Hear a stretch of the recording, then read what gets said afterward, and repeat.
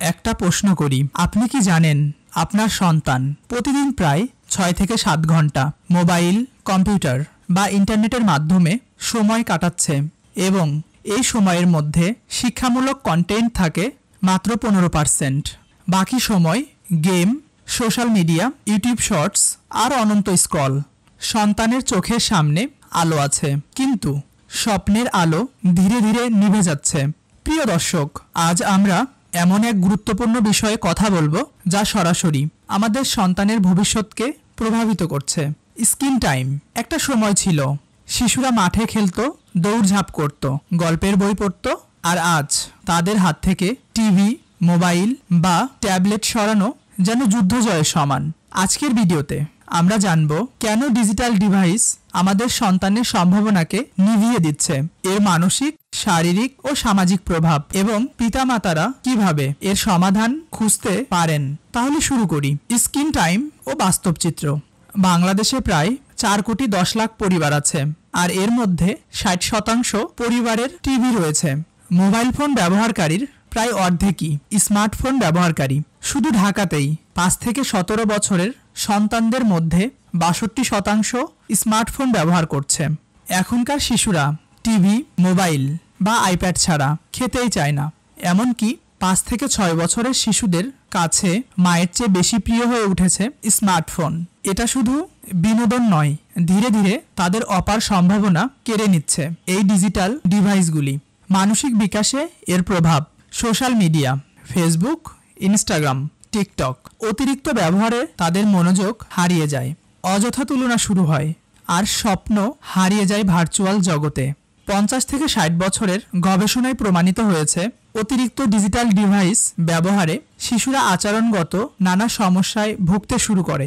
স্কুলে বাজে পারফরমেন্স, অর্থাৎ স্কুলের রেজাল্ট খারাপ করা, সবসময় অস্থিরতা ভাব দেখানো, পড়াশোনা সহ অন্যান্য কাজে অমনোযোগিতা, ধূমপান সহ ধীরে ধীরে মাদকাসক্ত হয়ে পড়া, বাবা মায়ের প্রতি রাগী ব্যবহার করা ও তাদের কথা অমান্য করা, আক্রমণাত্মক স্বভাব দেখানো, উদ্বেগ, হতাশা, এমনকি আত্মহত্যার প্রবণতা পর্যন্ত গড়ায়।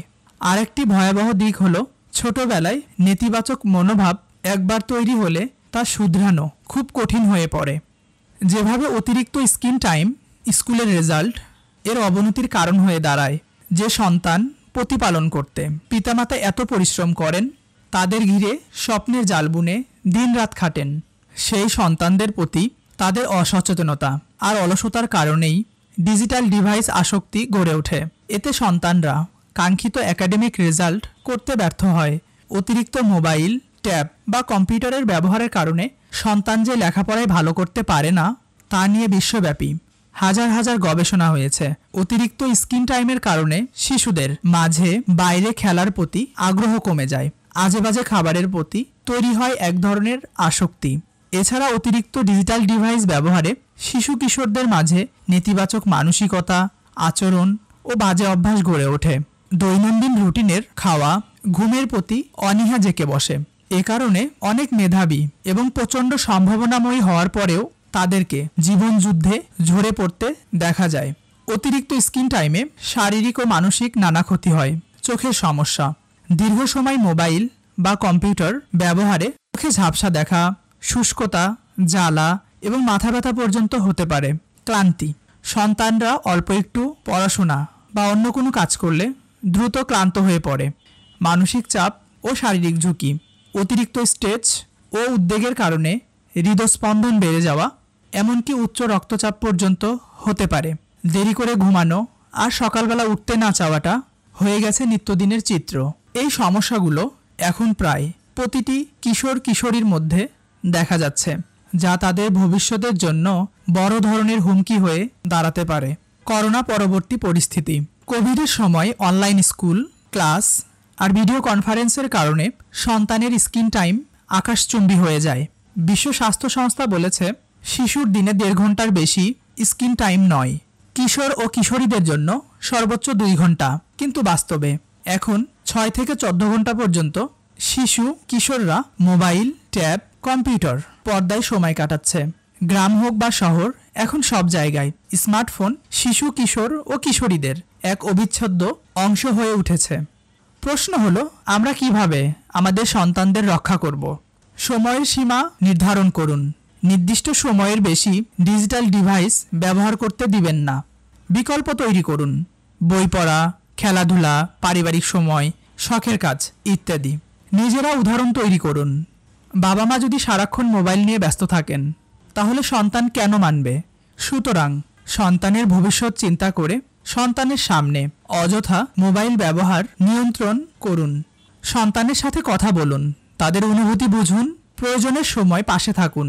স্ক্রিনকে পুরস্কার বা শাস্তির হাতিয়ার বানাবেন না। প্যারেন্টাল কন্ট্রোল ব্যবহার করুন, বিশেষ করে ইন্টারনেট ব্যবহারের ক্ষেত্রে।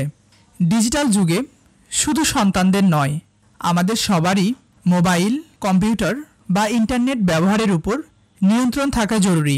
এতে আমরা ক্ষতিকর কন্টেন্ট, গেম আসক্তি কিংবা অকারণে সময় নষ্ট থেকে বাঁচতে পারি। বাবা মা চাইলে প্যারেন্টাল কন্ট্রোল ব্যবহার করে সন্তানের স্ক্রিন টাইম নিয়ন্ত্রণ করতে পারেন। আবার তরুণরা নিজেরাও সেলফ কন্ট্রোল টুলস ব্যবহার করে সময়কে আরও কাজে লাগাতে পারে, যেমন পড়াশোনা, স্কিল ডেভেলপমেন্ট বা ক্যারিয়ার গড়ার জন্য। যদি আপনার সন্তানের জন্য অথবা নিজের জন্য প্যারেন্টাল কন্ট্রোল বা সেলফ কন্ট্রোল কিভাবে ব্যবহার করবেন তা জানতে চান, তাহলে কমেন্টে জানান, আমি বিস্তারিত সাহায্য করব। বন্ধুরা, আমাদের সন্তানরাই আমাদের আগামী দিনের স্বপ্ন। যদি আমরা এখনই সচেতন না হই, তবে এই প্রজন্মকে আমরা হারিয়ে ফেলব কেবলমাত্র একটি ছোট্ট স্ক্রিনের কারণে। তাই আসুন আজই প্রতিজ্ঞা করি, সন্তানকে সময় দিব, তাদের আসল সম্ভাবনা বিকাশে সাহায্য করব।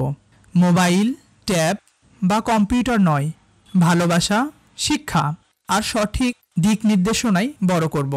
প্রিয় অভিভাবক, প্রযুক্তি শত্রু নয়, কিন্তু সীমাহীন ব্যবহার সন্তানকে ধীরে ধীরে নিঃশেষ করে দিতে পারে।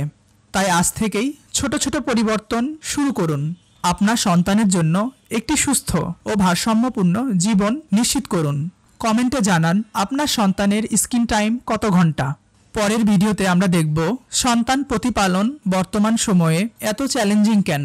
পরের ভিডিওতে আমরা সমাধানের আরও বাস্তব উদাহরণ দেখব।